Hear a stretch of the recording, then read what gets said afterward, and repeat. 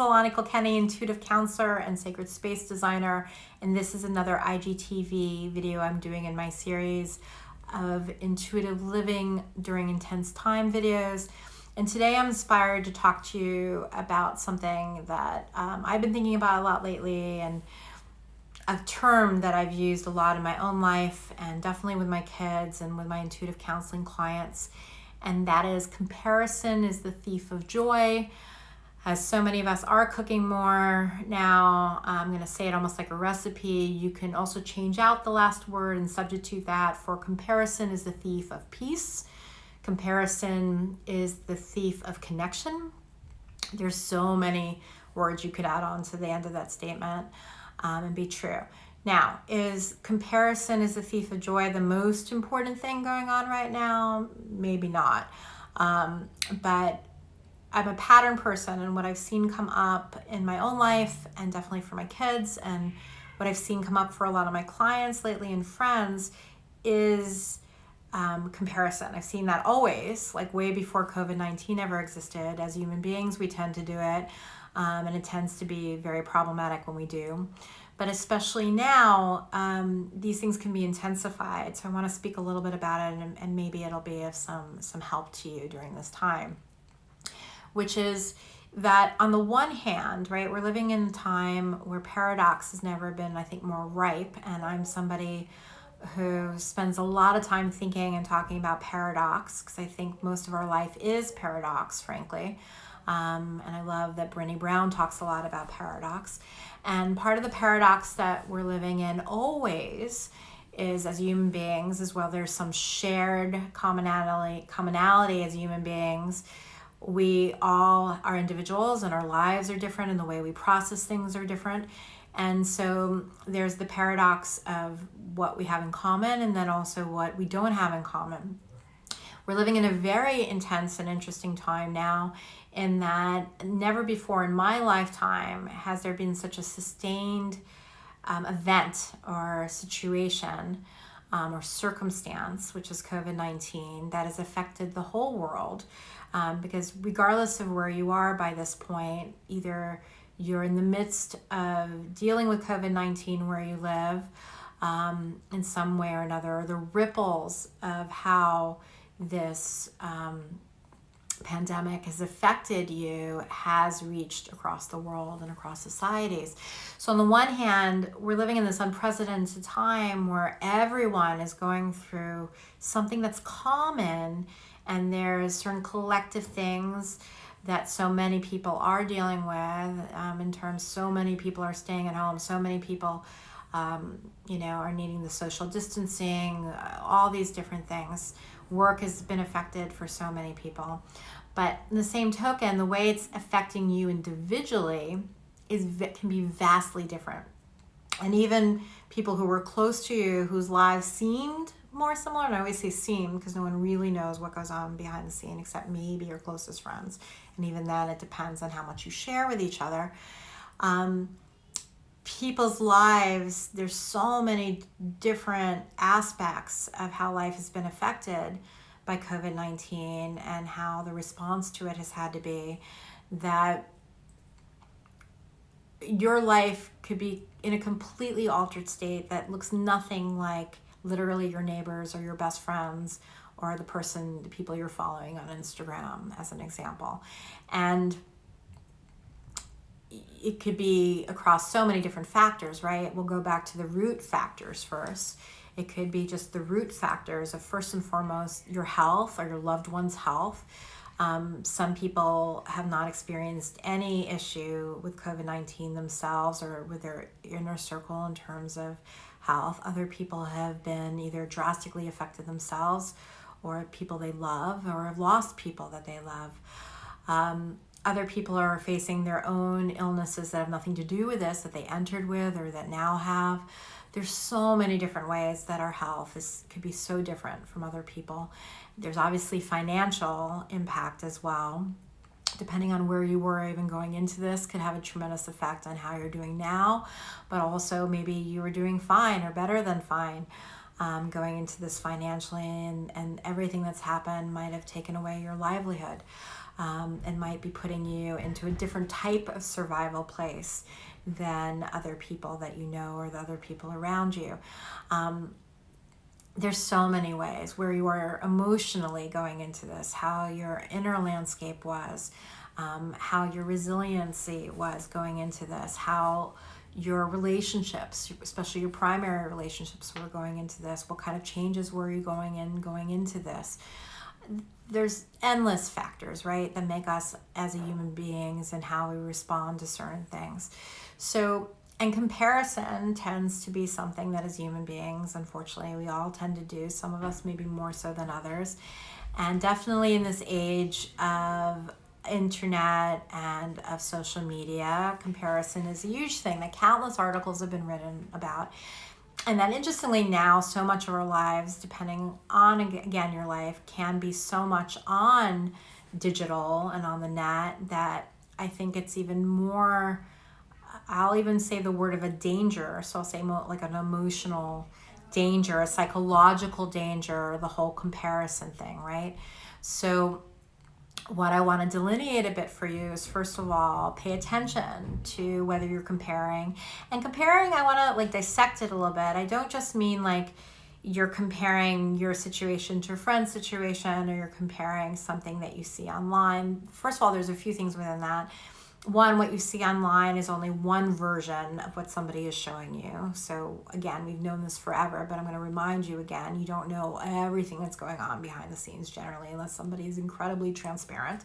And even if they are, your experience is your experience and their experience is theirs. So one of the things that I'm looking at a lot, in our own lives and my family's life, and I don't like the word diet so much, but I'm trying to look at, what's our input. And really trying to be very mindful about what the input is, definitely that I'm taking in, but then also to whatever extent I help our family and what we take in. So that's everything from we've decided like I'm basically cooking all of our meals, and really looking at it towards really sustenance in a different way, and nourishment and joy as well. But very much looking to kind of feed us things that are going to help support us staying healthy.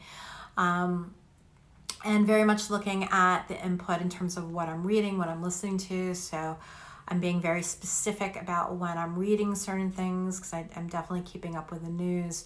But I know for myself, it's not how I'm starting my day, and it's not how I can end my day. I have to kind of stick it in between other things so that it doesn't consume me when I read the news. And so I can put it in some, even my own life perspective for that.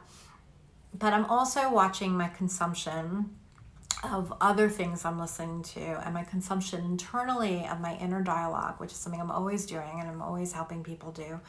Because our life experience in some ways is incredibly impacted, obviously, by external things, and especially at this time. So I'm not saying it's all an inside job and all how you relate to it. There could be huge things that are happening, in some ways even out of your control, that are happening, that are impacting your life tremendously.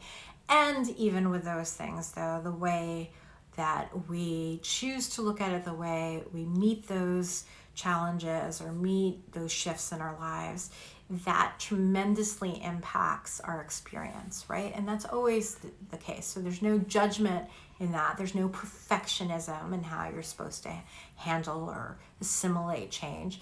But it's just a truth that we all still have a choice about how we respond to things, and that different people can respond differently to different things. So you have to know yourself right now, and I would say about being really aware of comparison. And that can look in comparison many things. It could be like, for instance, some strange, maybe it doesn't seem strange, but for me, I'm not used to thinking this way. I've always, for myself, felt very blessed to live in New York City. I still do. I still love New York City. It was my dream ever since I was a kid to live in New York City. We've had different times where we've thought about leaving the city, and as a family, we've chosen not to.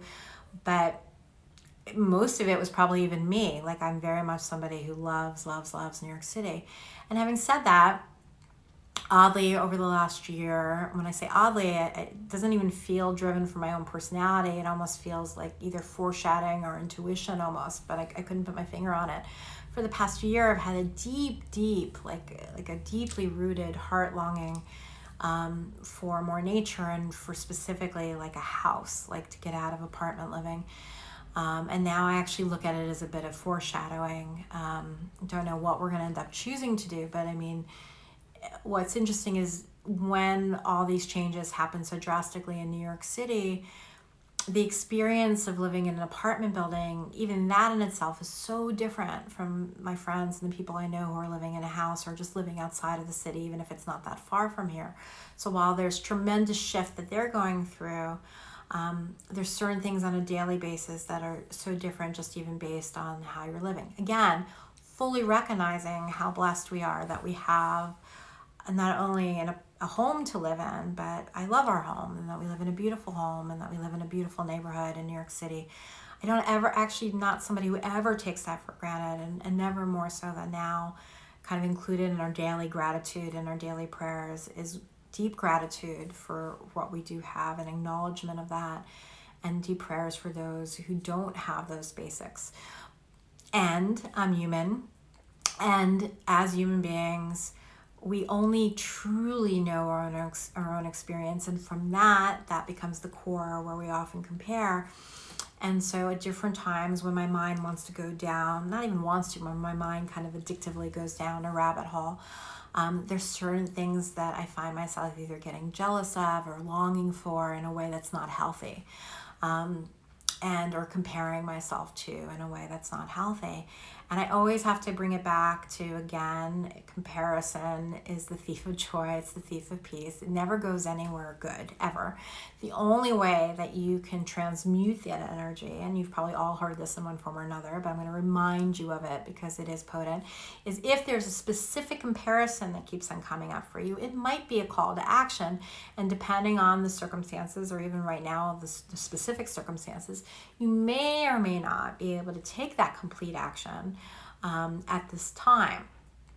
But it's usually, if it's a recurring comparison on something specific, it's usually trying to maybe tell you of something that you deeply desire, right? Or it could sometimes honestly be just a reflection of something that you're not, a distraction almost, of something that you're deeply unhappy about, or something you want to change. And sometimes it's tricky. Sometimes it seems really related to what the thing is that you're comparing yourself to, and sometimes it's just another distraction. It's not. So for me, I realized that part of it was this deep longing that I've been having, it's been growing for a year, about living outside of the city, and a deep longing for land and a house. And I don't mean like acres. I just mean like a backyard, a longing for laundry in our own apartment, which makes sense, but never more so than now. And as a family, for about a year, we've been spending a lot of time on weekends going out of the city and some beloved places for the day, and now we're not able to do that anymore. So that balance of city and country is off. But the comparison part has been so detrimental that I've had to be really careful of that. And so you might find yourself needing to maybe take a break from certain people that you even follow online. Maybe that person might even be me, and I totally understand that. Maybe your experience right now is so different from even the people you used to get such joy out of watching that you can't quite delineate that right now, that maybe it's actually just making you upset or jealous or resentful or feeling not seen. But what I would ask is, regardless of what your decisions are, and I would ask this not personally for me, but I would say for you, is be careful though the judgment. Discernment, yes. Discern what feels good to you. Discern what doesn't. Discern if you still actually want to be speaking to that friend or following that person, if really it's more of an inside job that you just need to work on your comparison, and it's not about unfollowing that person or not talking to that friend, but maybe it's just something you need to work on. But this judgment thing that happens so often in our society, especially in recent times, of then judging someone else for maybe talking about their own experience or sharing that, you know what, and all we're doing maybe the best that we all can, and we all have different experiences. No one's supposed to be a one size fits all for someone. So again, you get to discern what you take in and what you don't, but watch the judgment, up the discernment, lower the judgment, and remember, comparison is the thief of joy and peace.